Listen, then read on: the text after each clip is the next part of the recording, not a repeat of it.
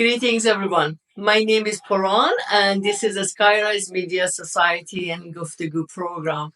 Today, we are going to explore the culture and learning about Indigenous community in the Squamish Nation. And I would like to acknowledge the fact that we are living, playing, and working in the unceded land of Coast Salish people, including territories of Squamish, Musqueam, and Solebeto people.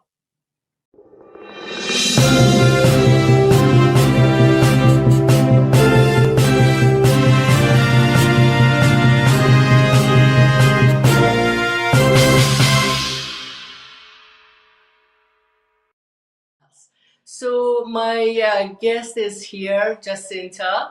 Welcome you, and I want to get you started to tell me a little bit about tell us, everyone who are watching, who you are and how you are. What's your job and what's your relationship with the Indigenous community?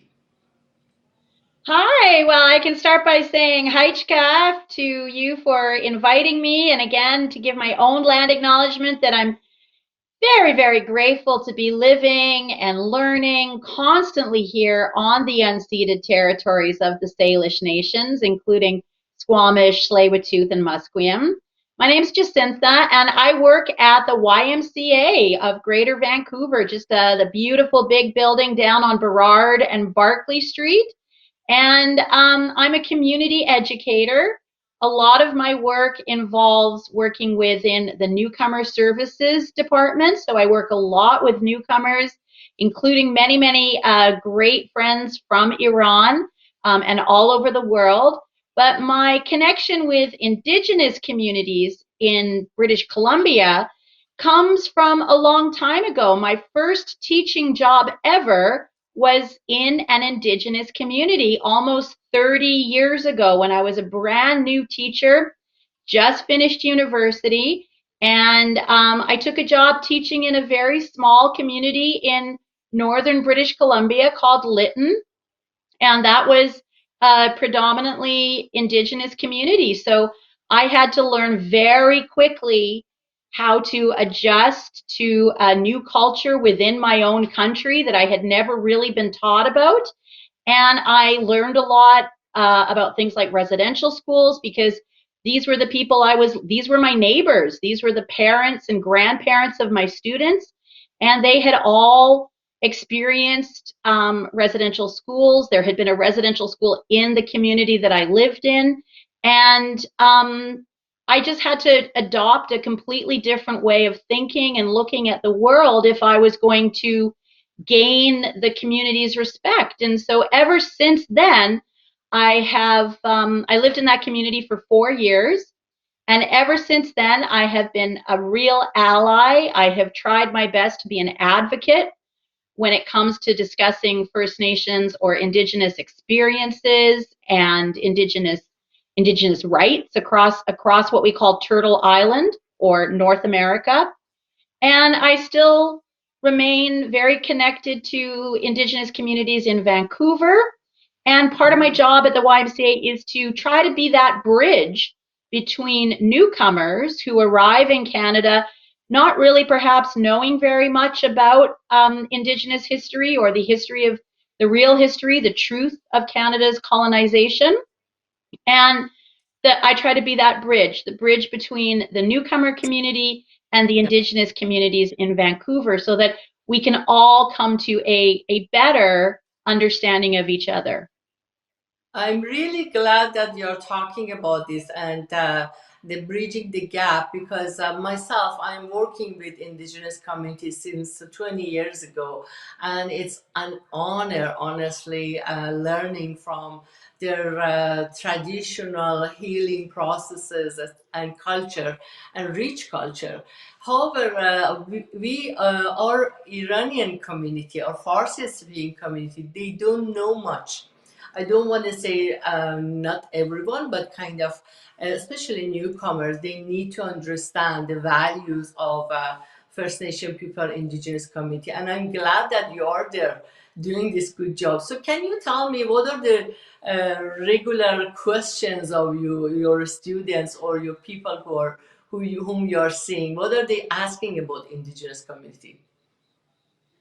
Well, one of the first questions they ask is how do we learn more about this history? Because living in Vancouver, Vancouver's a very multicultural city, a very international city, but there is really a very small Indigenous population in Vancouver compared to the many other nationalities that live here. So one of the first questions they ask is, how can I learn more? How can I meet people who are from Indigenous communities and have an Indigenous background? How can I engage meaningfully with Indigenous communities in Vancouver when they are not a very visible part of the population? And for that, I always say, get out there. This is a great way to learn the culture of Vancouver. It's a great way to improve your English. Get out there and go to some of the great museums that are around in Vancouver, like the Museum of Anthropology at UBC, like the Bill Reid Museum that's downtown. Or if you can, visit some of the local Indigenous community centers, like the Vancouver Aboriginal Friendship Center on East Hastings Street, and see if you can attend some of their workshops, events that are always open to the public. And that's my first question that I meet with. And the other question that I think is much more serious is, why didn't we know this before we came to Canada? Because Canada really does a good job of selling itself overseas as a very peaceful country, a beautiful country with an environment that we can all really enjoy, and a very multicultural country with a lot of freedoms. But they do not talk very openly. And it's really only recently in our own schools that people have started to talk openly about this. They do not talk very openly about our true history of colonization, of all the sacrifices and the people who were hurt and killed and had terrible forms of psychological violence and physical violence enacted upon them in the name of making this great country that we call Canada. And so the other question that a lot of newcomers ask me is, why wasn't this told to us before? Why didn't we know about this when we were living in our home countries or in other countries researching Canada? And this information just wasn't very easy to find. And so the answer I always give to that is part of how Canada tries to promote itself and sell itself. It has kept these secrets of colonization and residential schools and the impact of colonization very much secret. But we now, as individuals living in this country, can be empowered to do a lot of our own research, a lot of our own learning. And I think no matter what kinds of things you like, if you like to read books, if you like to watch movies, if you like to listen to music, there is something, and even if you are really someone who is just beginning to learn English, there is a research opportunity, there is a resource out there for you. There are so many amazing books written by Indigenous authors now, incredible films created by Indigenous filmmakers, music created by Indigenous musicians. And these are some of the best ways to also not just learn about these issues from the firsthand people who really live them and experience them, but improve your English at the same time. Sitting down and Abs- reading something like Michelle Good's Five Little Indians. That's mhm. a beautiful book that is at a reading level for most people who might be in link 5 or 6. There's Yeah, children's books you can read. There's museums you can visit. There's movies you can watch. So those are the two biggest questions that I always get. And the answers that I always say are, don't be shy. Get out there, engage, ask questions, find places to visit, and you will be surprised at how open Indigenous communities are. When someone arrives who is from a new country and has that open heart, that open mind, and wants to listen to the truth and hear the stories of that community, Yeah. everybody is welcome. Well, absolutely, I agree with you. And you know what? I have always said that I wish that our newcomers who are coming here, as much as they are learning about the Canada's history, they learn about the cultural safety issues for Indigenous communities as part of their studies, whatever ESL it is, right? So this is something that I have always asked and I have always suggested to various communities to learn about this. This is Canada. So, and also, I remember all those years that people would say that, oh, we don't know much about the Indigenous culture. They don't invite us to their community. Yes, they invite. However, as you mentioned, don't be shy. It's a good one. So, however, Jacyntha, what are the, I mean, you talked about the residential school. This was a shocking story for many of us. I mean, I came here 1998, and I know that until 1989, the residential schools were still existing. I was shocked when I hear that. Mhm. So, I mean, what do you say to other people who even today they don't know that residential school existed until 1989? I say that's part of Canada's double side. You know, Canada has this history of being very peaceful and multicultural, but it came at this extreme cost. And I would say, you know, it's okay if you don't know, because a lot of Canadians don't know this information. A lot of people who might have been born and grew up in Canada also don't know this information in a lot of detail because it wasn't taught in our schools for a long time. And I would say come to this as a friend, come to this as an ally, saying, wow, I didn't know about these residential schools, but now I'm ready to listen. And just like you, it's very shocking. And when we had the first big discovery of the 215 unmarked graves at the Kamloops Residential School a few years ago, I think it was a real wake up call for everybody living in Canada, no matter if you were born here or you just arrived here. And it's okay to feel hurt and it's okay to feel shocked because we all feel that when we learn this information. And I think one thing that can help, that has helped me, is when we think about the history of some very extremely racist countries, like when we think about apartheid South Africa, it's important to remember that South Africa, when they developed their apartheid system in the 1930s, they actually copied what was already happening in Canada. They copied the reservation system. They copied a lot of the laws that banned things like interracial marriage, for example. Wow. The fact that Indigenous people had to live on fixed areas of land and had to have permits from the police in order to leave those areas of land I and had no say travel across Canada. Yeah, and that was the blueprint for apartheid South Africa, which of course generated idea. decades of struggle and inequality, and of course gave us our incredible international hero Nelson Mandela, who spent 27 years in prison for simply speaking out for Black and African rights in South Africa. So that Yeah. also helps me understand that it was a system that was created to control the local population or the indigenous population. And that system went on for a long, long, long time.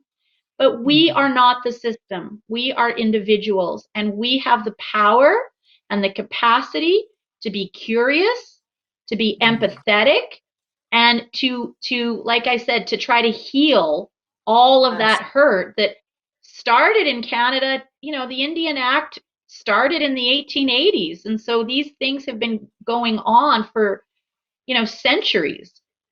and that And India, it is very hurtful and it is very right? shocking, but use that. I would say use that hurt and use that shock to educate yourself on the truth of this history and to become an ally in whatever way you can.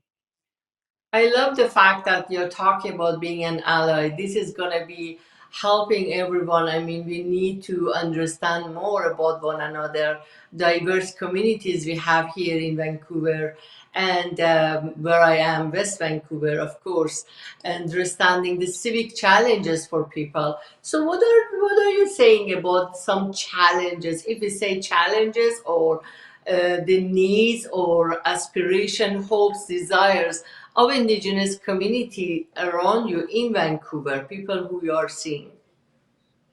I think it's still overcoming racist stereotypes, for example. I mean, when I talk to other Canadians or people in my own family, a lot of the racist stereotypes say things like, "Oh, all Indigenous people are poor. They get too much money from the government," things like that. And I think that's the first challenge that a lot of Indigenous communities face is overcoming the stereotypes of the past, being seen as real, thriving, contemporary people, individuals with interests and skills and talents in their own right.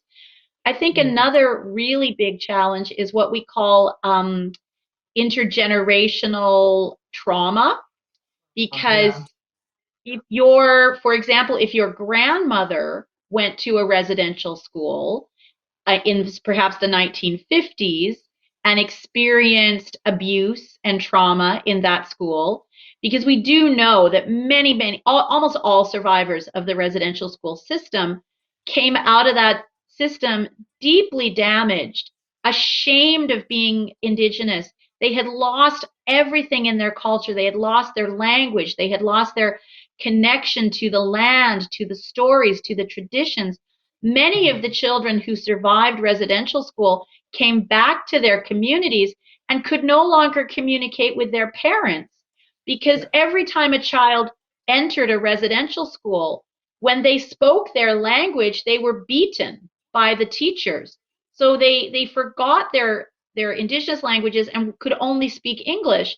When they went back to their home communities, many of their parents could not speak English. And so this idea of intergenerational trauma is really, really important to understand, because these generations of teaching and knowledge and support were broken by the Yeah. residential school system. And when the children who went to residential schools became parents themselves, they had no parenting skills. They hadn't been parented. They hadn't been loved in the residential schools. They had only been abused. And so they didn't know how to be healthy parents to their own children.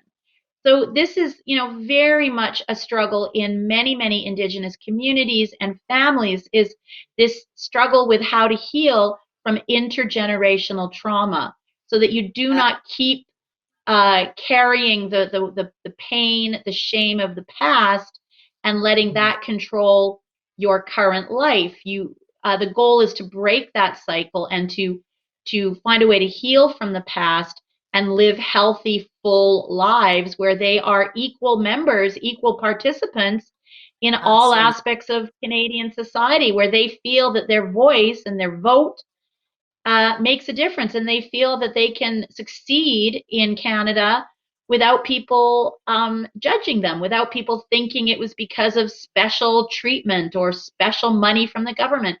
And so I think overcoming racist stereotypes and healing from intergenerational trauma are huge challenges that many, many people in Canada perhaps are not living with. And so it's harder for us to understand those challenges. And absolutely, you're describing it very well. The intergenerational trauma that caused people not knowing how to parent and how to be a parent. And over the years, I have worked. Have worked as a victim support worker and social worker in for the Vancouver community, and I have met many of those people you're talking about, actually, and very honestly, they were saying the same thing. How can I be a parent if I have not seen anyone around me? And how can I speak my language if I don't know it to my children? So, talking about healing, I have been, and I know about the truth and reconciliation that has been going on for at least about 20 years. Can you talk about that? I mean, how did it start and what is it doing actually? Is it helpful for the healing process? Yes, I think that the when the Truth and Reconciliation report came out a few years ago, and it's interesting we're talking about this because Senator Murray Sinclair, who was the leader of the Truth and Reconciliation report, recently passed away about a month or 2 months ago, and his passing was a huge loss to anybody in Canada who was committed to truth and reconciliation. And so I think when we have this part of our conversation, we're very much calling in the spirit of Senator Murray Sinclair, and his teachings and his wisdom and his incredible patience with the process. When the Truth and Reconciliation report came out, they listed 96 calls to action, and Mhm. those involved anything from being more transparent about hiring and offering promotional opportunities Mhm. to Indigenous people across the country, to including much more curriculum and education on Indigenous history in schools and the curriculum at schools and universities. All kinds of important things are in that document, and it's a great place to start learning about truth and reconciliation. I would say truth and reconciliation comes in two ways. Within Indigenous communities, they have done so much to revitalize language. There are, for example, you are in West Vancouver. Every time anybody watching drives up to Squamish or Whistler, you see the place names in the local Squamish language. You see them in English first, and then Yeah. in the Squamish language.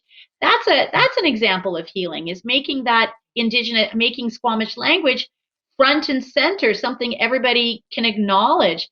Mhm. Um, Bringing in the elders who had some small memory of language and teachings and stories, and really giving them the opportunity to teach that to younger generations.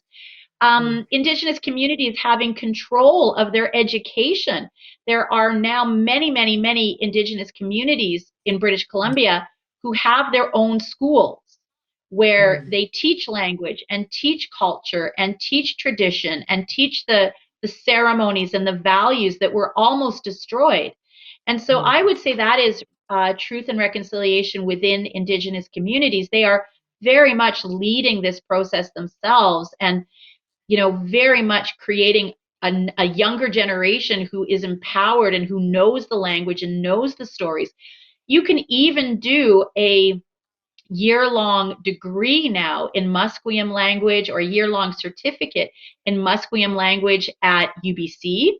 And you can do a Mhm. year-long certificate in Tsleil-Waututh and Squamish languages at Simon Fraser University. So these are huge reconciliation changes where the languages are being valued just as much as a European or an Asian language in some of our most important higher education institutions.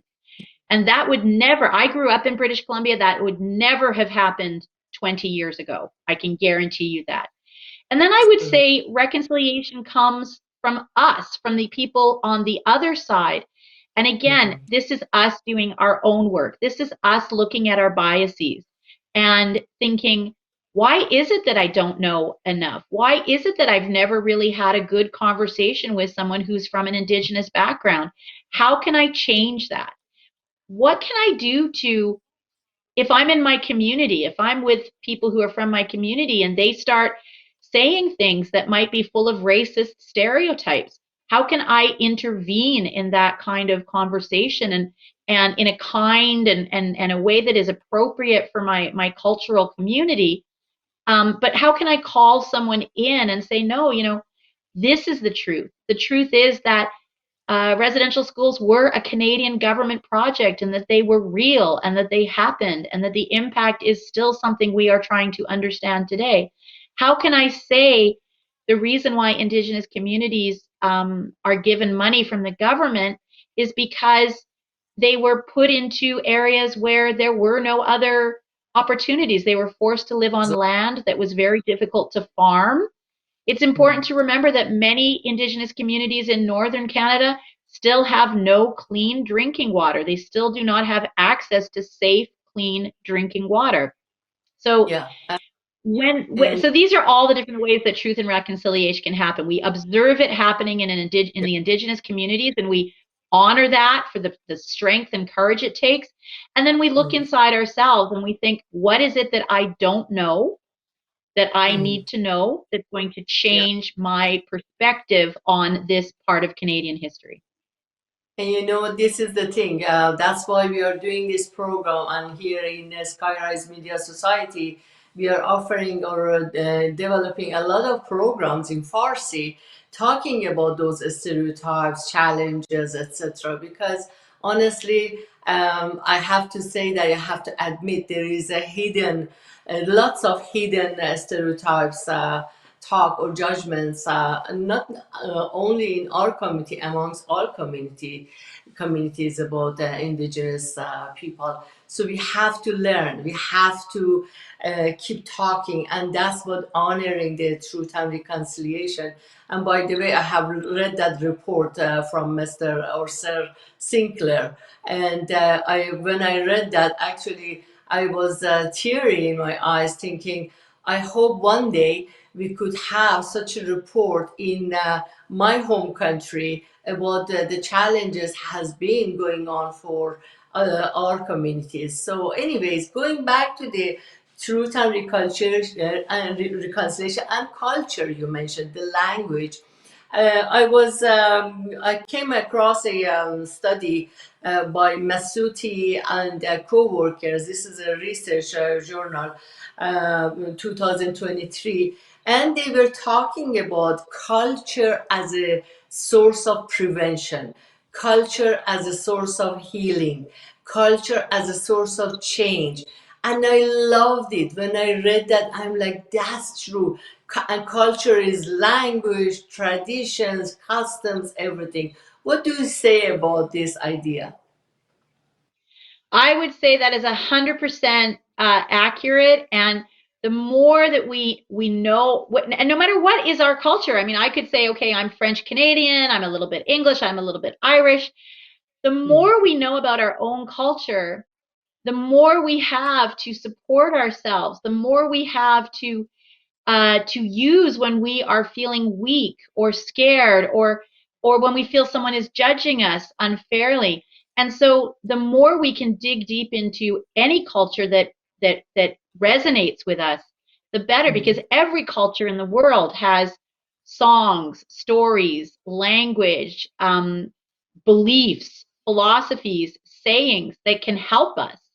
I mm. don't, you know, I don't, I think we can learn from every culture in the world if we have enough time and we're open to it, and there's always something there to heal us. But I would say there's evidence from across the country of traditional healing, traditional medicine, traditional, like again, stories being used to help people who are coming out of addiction, for example, people who are living with drug or alcohol addictions, people who are living with mental health struggles. A lot of the Indigenous approach to looking at life um, is centered on healing the self, healing yourself emotionally, physically, spiritually, and doing that in community with others, and always knowing that you have people supporting you.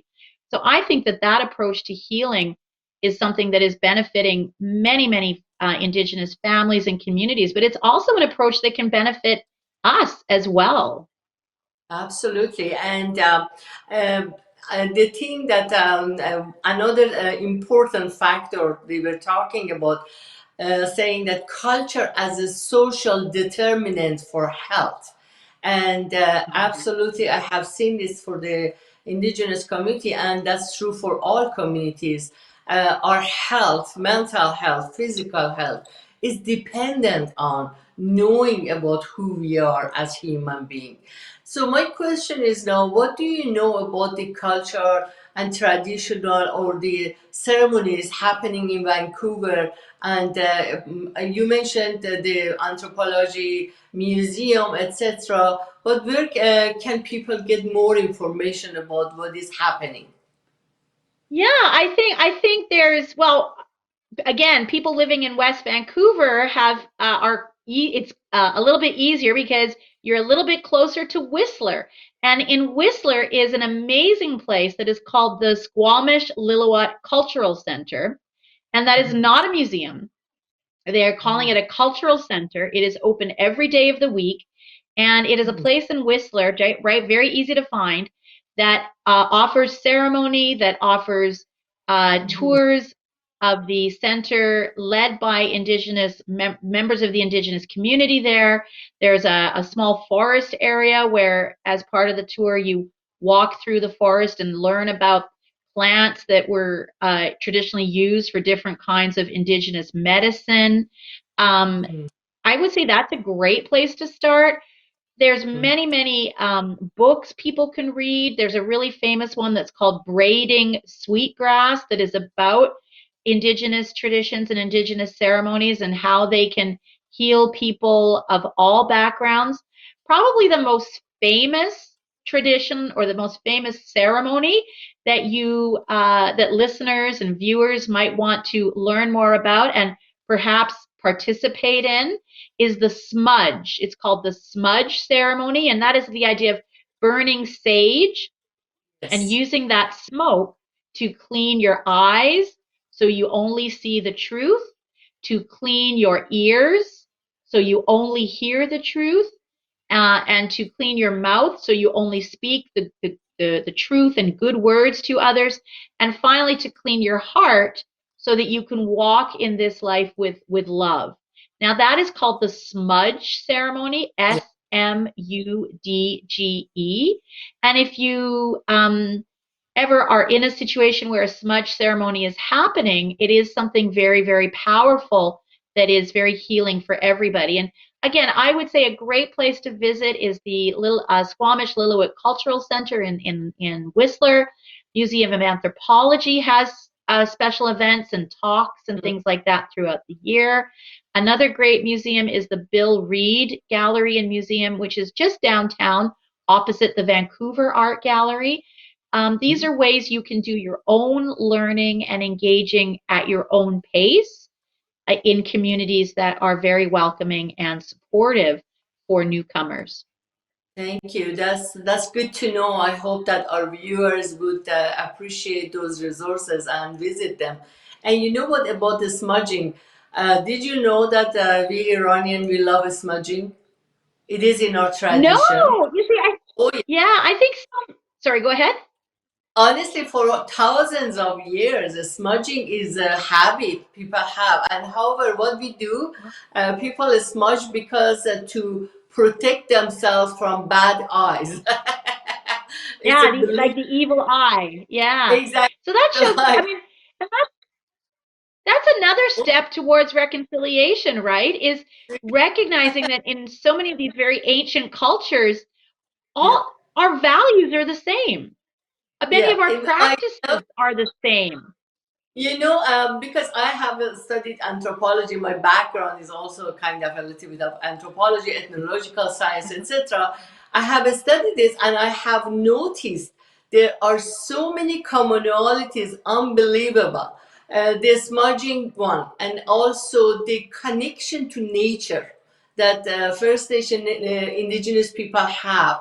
I mean, that's something happening all the time. I mean, especially around Nowruz, the connection to nature and the very secular connection to nature is unbelievable. It's beautiful. So I'm learning a lot that there are tons of commonalities, but people don't know. That's why I want to bring it up. That smudging is something that we always do, and it is we are believing that it's kind of clear our mind as well as the keeping the bad eyes away. So Well, yeah, then that's amazing. That's a great place to start. Then I would say to viewers and people watching your program, which I yeah, think is an amazing program, you're giving so many opportunities for dialogue and learning within different communities. And so I hope you can keep bringing people like me or lots of different folks on to talk. And I hope that people who are listening really enjoy and come away from these programs with an idea about what they want to do next to learn more. And I would say the next time someone who is a viewer is smudging in a perhaps a traditional Iranian way, know that probably at that same moment an Indigenous person anywhere across Canada, USA, or what we call Turtle Island is probably smudging at the same time as you with the very same intentions of cleaning and clearing away any bad thoughts or bad influences or evil eye or anything like that. And so they can be a better person. So that's a wonderful place to start in this idea of all of our absolutely. cultures are connected. And so why are we creating divisions if our Yeah. connections are so strong? Exactly. There are tons of commonalities, and I have noticed and looked at the names that indigenous people have. There are a lot of names are kind of similar to our Cheyenne. The names starting with she, kind of with the pronunciation of she. We have a lot of those names in Persian. So I was talking a friend who is a indigenous person. I was saying maybe thousands of years ago back there, but kind of I don't know what was going on, but people were traveling back and forth between North America and Iran. Honestly, we don't know. So, anyways, yeah, we Well, have. don't forget that the main, and you probably know this, but the main anthropological or historical theory about how indigenous peoples came to North America is that they crossed from Asia. They had, evolved in place probably in Mongolia, and during one of the previous ice ages, when there was a land bridge between British Columbia and Alaska, during the Ice Age, they migrated across that land bridge, which is now the Bering Strait, and slowly kind of moved through from northern Canada, southern into south into southern British Columbia, and further into what we now call the United States and Mexico, even. So that is the biggest theory, and that tries to show how Indigenous peoples came to this part of the world. And so you never know, like as part of that evolution and migration, Mongolia is not that far away from what used to be called the Silk Road and ancient Zoroastrian areas and Yeah, things like that. So yes. there probably was a lot of mixing and intermingling over time, and I Yeah. think that's really exciting. So next time you have Iranian students talk about this smudging, and they will tell you thousands, tons of studies. Most of us we Good, have it good, good, good. always. Once in a while, I smudge at home and kind of invite everyone, come, come, come, enjoy it a little bit because we have to do it on the oven, right, in the stove, anyways. So, anyways, going back to this beautiful culture and land that we are living, land of indigenous people. So, what's your suggestion about next time people see indigenous community or going to these places? What can they say? How can they communicate better? I mean, you mentioned that don't be shy, I know, but what is the one thing they can do to kind of show that they want to learn if they are newcomer, etc.? Yeah, I would say if they are, I would say the best way to learn perhaps is to again do research of your own, watching some great Indigenous films, reading some of the really well-known Indigenous authors. But if you are in a situation where you're engaging with an Indigenous person, or you're in an Indigenous community center like the Vancouver Aboriginal Center or the Squamish Lil'wat Cultural Center in Whistler, I would say you don't really have to say anything. I would say just be present. Be present in the moment and just connect from the heart. Just connect as two people or a group of people. Uh, just say I'm here to learn, and I hope that's okay to be here. I don't want to seem ignorant, but I'm just here to learn. And I would say, just say, would you guide me? Would you teach me? Would you be willing to help me learn a little bit more?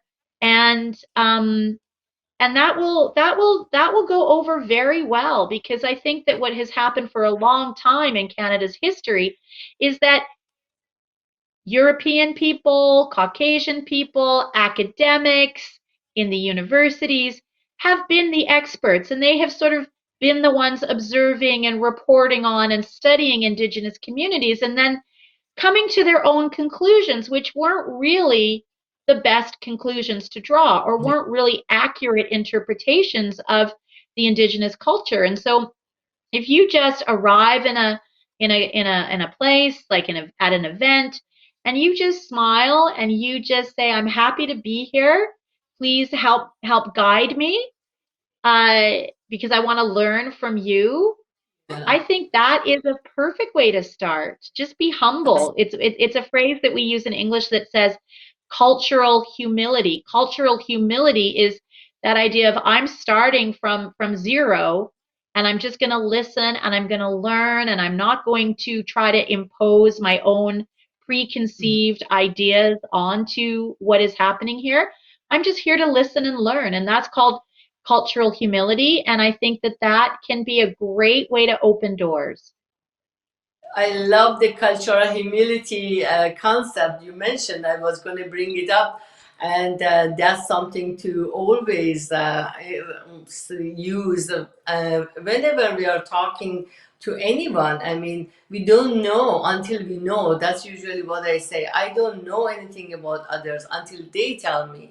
So it's a very humble way of staying non-judgmental and waiting for to be told what's going on. And I want to go back to the culture again, the respect for elders.